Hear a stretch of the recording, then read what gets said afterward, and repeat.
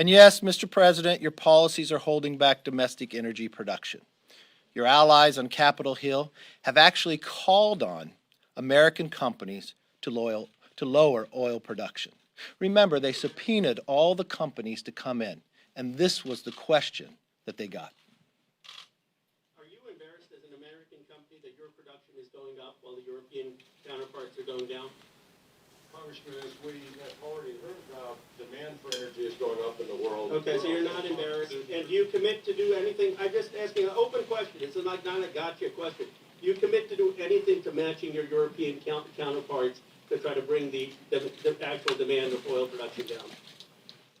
Congressman, with all due respect, I'm very proud of our company and what we do. I'm proud of the companies. So, no, you won't produce the solution. I don't think Europe wants to be Europe today.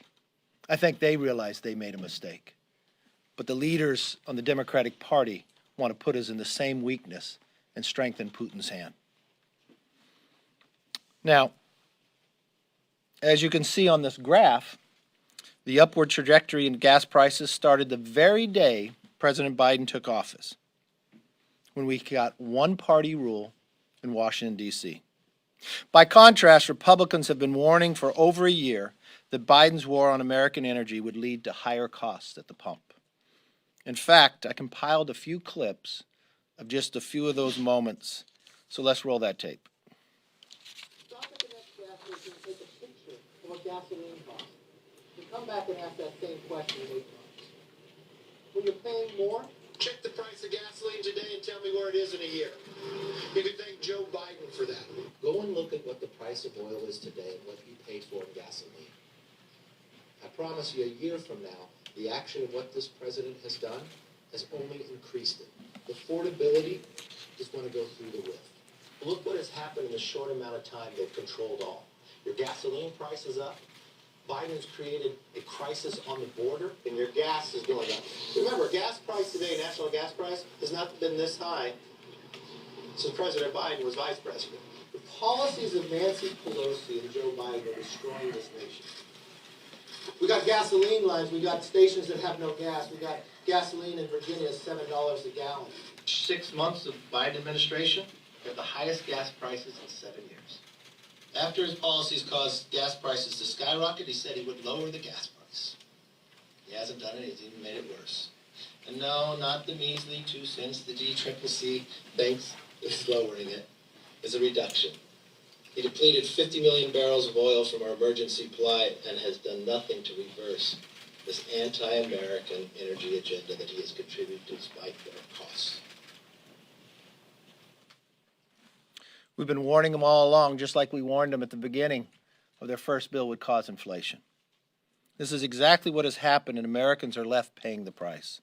Not only did House Republicans warn them this would happen, but we repeatedly offered obvious solutions to the problem.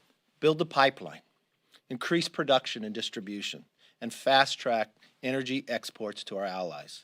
By contrast, Democrats' plan to lower prices today is to blame Russia, buy expensive electric vehicles, and beg OPEC for a bailout.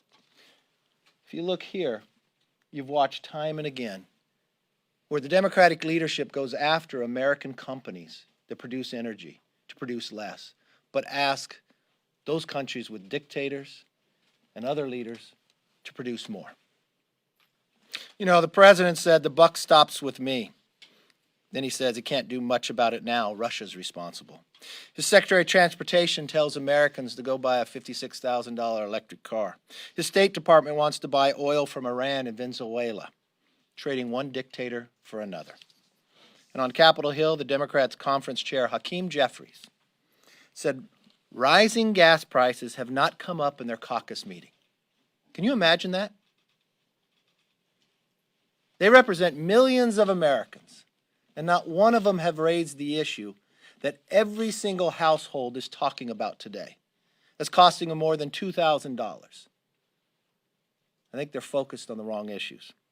In other words, Democrats will do nothing but what is actually needed. We need more production in America. The solution to getting our country back on track, to returning to energy independence, couldn't be more straightforward. We offered the American Energy Independence from Russia bill on the floor. We're going to offer it again.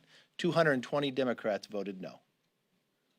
I guess they'll have a lot of time to think about it before it's offered today as they're trying to figure out whether they could pass a rule. With that, let's open it up for questions. Manu, you're sitting in the front. Why don't we go for what happened? I ruptured my bicep. I had surgery Working out? last week. No, it is a skiing incident. He on a tried to ride, fight you, so- and I said it's not, you know. You wore a helmet, though, right? No, yes, I was not wearing it, but it involved my son, but he's okay. So, but me, on the other hand, I'll be fine. Did you have surgery? Surgery last week. Kevin Brady had that happen to him. Yeah. I'll talk to him. All right. So with respect to what's happening in Ukraine, the former president has praised Vladimir Putin's move as very savvy and as genius. Do you agree with them? I do not think anything savvy or genius about Putin. I think Putin is evil. I think he's a dictator. And I think he's murdering people right now. And I think what has happened, I went to Ukraine taking Republicans and Democrats a number of years ago. When I came back from that trip, I requested a meeting with then the Vice President of America, Joe Biden. I went to the Situation Room. And I advocated that we should sell them javelins based upon Russia had come into Ukraine before. They have no defense to be able to fight back.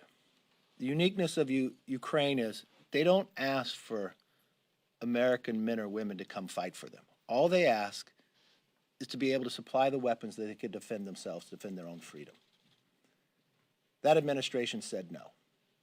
President Trump said yes. It gave him some ability. But I think the slowness of what has happened this year, and I've raised this to President Biden earlier in the year when he first communicated with Putin. I did not think sanctions would affect Putin. He's lived under sanctions for decades. I believe that you should have taken action to allow Ukraine to buy weapons early. That could deter Putin from entering and invading. President Biden had intel that said he would invade. But at the whole time he said President Biden would do nothing till after the invasion. He gave that same information to China that shared it with Russia. There's so many mistakes of why this is happening.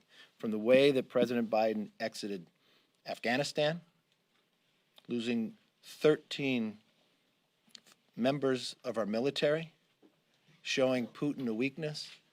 And this is a question that I continue to ponder.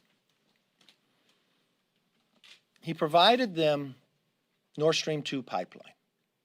After they invaded Ukraine, they pulled the sanctions on it, made it that you could not have it, to weaken the economy of Russia. If that weakens the economy of Russia, closing the XL pipeline, wouldn't that weaken the economy of America too then? Just wondering. Yes, ma'am. Two questions, if I can. Do you believe that the decision to kind of say no to a no-fly zone is the appropriate one?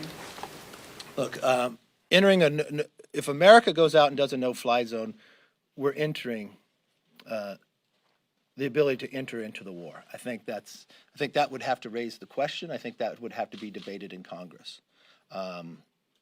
So I think that would be a real challenge for us right now. And Mike Pence said that there's no room in the Republican Party for Putin apologists. Do you agree with that? Yeah.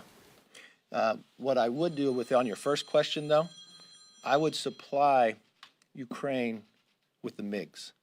When you're watching day after day innocent people being shot down when they were told that there was a ceasefire to take a route where Russia comes in and murders these individuals, Ukraine wants to defend themselves. Their pilots know how to fly the MiGs. If you're going to supply them with javelins, supply them with the MiGs as well. Let them defend themselves. That's the difference. Yes. Supporting the Russia bill and the omnibus. Yes. Both of them. But I wish we did something more. You cannot just shut off Russian gas and not produce in America. I know the president looks to try to go to Iran or Venezuela. That's one dictator for another, just trading it. And I'll give you an example in my own home state. You wouldn't think California, but California is blessed to have a lot of ability when it comes to natural resources. Since Gavin Newsom has taken over, he has reduced the production of energy in California by more than 20% when it comes to crude. That's about 89,000 barrels. But you still need the oil. So what's he replaced it with? 50,000 barrels a day from Russia. On his executive orders, he shut down permitting. He shut down being hydrocking going into the wells themselves. We could produce all we need in California that he's knocked away from Russia and be able to produce even more. That's what we're looking at. When America produces their own energy, America is stronger and the world is safer. Yes, sir. Following up on the MiGs situation, what did you make of the Pentagon saying that the move to get those planes into Ukraine via Germany was untenable? I think they're wrong. I think the longer they take, more people will die. I don't understand if you can supply them with a Javelin and Poland wants to give them MiGs and they want to defend themselves, why wouldn't you allow somebody to defend themselves? Especially when they believe in freedom. Especially this was unprovoked. Putin is evil, and what he's doing to these people is devastating. It's not just America glued to the set. The world is watching this. They're asking to defend themselves. They've never once asked for American men and women in uniform to come and fight. All they want is not to fight with sticks. Allow them that opportunity. And the longer you wait, it just goes back to the very point. If you had the intel that they were going to invade, would you really think the best question is, I'll put sanctions on you after you invade? And then when you put the sanctions on, you listen to President Biden said, this won't work for months though. What if you had provided them weapons they could buy, deter Russia from ever invading? How many lives would have been saved? We would be in a different situation today. And we should take that exact same lesson and not slow down any weapon sales to Taiwan either. Yes, sir. Turning to gas prices, if I could, I know there's been some discussion from governors about suspending the gas tax. Your thoughts at the conference? I think that would be smart. Let's $2,000 more people are going to have to pay simply because their policies are wrong. But that's not a long-term solution because that gas tax goes to the transportation building. So what you really need to do is raise the production in America so that would lower the price, it would lower inflation, more Americans would be working, America would be stronger. We could become not just energy independent, but energy dominant. That we could provide the natural gas for Europe and others so they won't look to Putin. They won't look to Iran. And you know what that means for everyone like me that cares about our environment? Our natural gas is 41% cleaner than Russian natural gas. So let's do something smart. Let's make America stronger, the world safer, and actually a little cleaner. Yes, ma'am. So there's a conservative group that's kind of urging Republicans to put a pause button on this, to not settle for small victories like an increase in defense spending. The conservative group is the sister of the Heritage Foundation. Do you think there's strong support from all Republicans in your caucus for this funding bill? Or there are some who are hesitant? On the funding bill is going to be split into two. When you're looking at the security and you're looking at where the world is today and what President Biden requested from the military, it wasn't enough. It wasn't putting us in a place that we could be stronger and protect ourselves. And I think what we're finding in there, that Democrats have a problem even passing a rule. I think Republicans look to, just like in the NDAA, the number of successes we had to modernize our military, to be able to protect from that sense. There's a lot of people that look at that's a positive. Not on the overall bill itself, no. So just to be clear, you're going to support the Ukraine piece and not the omnibus bill. That's where you are? Well, there's a security. The omnibus bill will be voted in two. Right. And the first vote, if it still stays the way it is, I call it the security, so it's the DOD, the others. I would support that, yes. Yes, ma'am. Hi, thank you. Can you just reiterate, are you in support of the Russia oil ban bill, and do you believe your caucus, your I'm in support of it, but it's not the bill I would have written. It doesn't go far enough, and you can't just ban Russian oil without producing in America. That's why we continue to bring up the American independence energy bill from Putin. And do you believe the conference will support it? I believe there'll be a number of people in the conference that will support it. Look, our conference overwhelmingly does not want Russian oil. We want American oil. And unfortunately, the Democrats are in the majority, so they stop short. Can you also just say why are there motions to adjourn right now? What is the purpose of that on the floor? What is the purpose of that? That the Democrats dropped a bill that's thousands of pages in the middle of the night last night that's $1.5 trillion. Gives people a little more time to read it. But it's not holding anything up. The things that are holding things up are the Democrats can't pass their own rule. I mean, they have the record for holding the vote open the longest. They have first place and second place. I don't know what they're trying for today. I know they got to retreat. No question today? Yes, sir. Any update on your conversations with Congressman Gosar and Green? Yes, I've talked to Green. I'm still waiting to talk to Gosar. And I've talked to him. but you said, I think you told Jake and Manu that there's no place for. There isn't no place for that. There's no place for what has gone on with that organization by far, and there never will be in this party, and it will never be tolerated. Will she go again? Yes. No, she will not go again. She get any repercussions for her? Look, at my conversations with my members are exactly that, and I appreciate you asking. Well, on this topic, I mean, 3 years ago when Steve King made comments that were sympathetic to white supremacists, you supported kicking him off this committee. I removed him from committee. Yeah, and obviously Green and Gosar are already off their committees, but you said in November that you'd return them to their committees and use that they might even get better committee assignments. Do you stand by that still? They have the ability to be able to get committees based upon that time when it comes.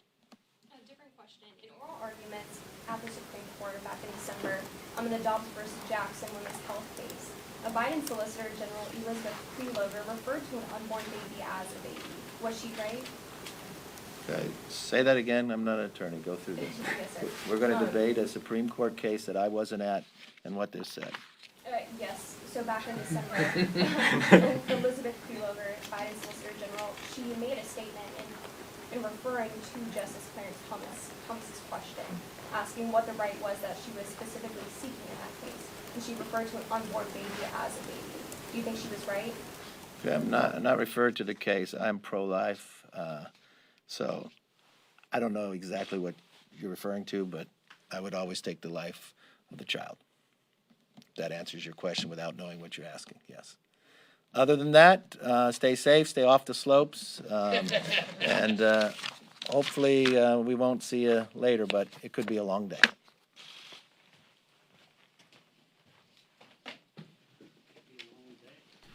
All right, folks, thank you so much for joining us here at Golden State Times for the Republican Minority Leaders Press Conference. We also have the State Department right now talking with the UK, doing a press conference with the UK. That's going on right now, too. We have a White House press briefing coming up later on today.